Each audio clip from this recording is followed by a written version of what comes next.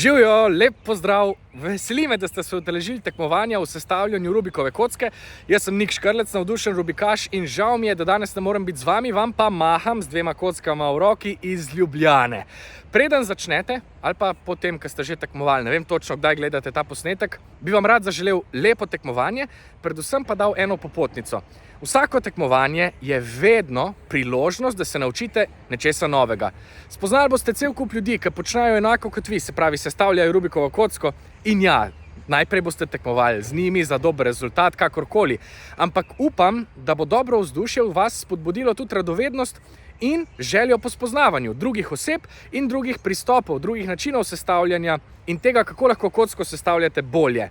Se pravi, vedite, čeprav tekmujete ali pa ste tekmovali, je vedno priložnost, da to vzamete kot zelo dobro izhodišče za igro in spoznavanje tega, kar počnete in v končni fazi za to, da se naučite nečesa novega.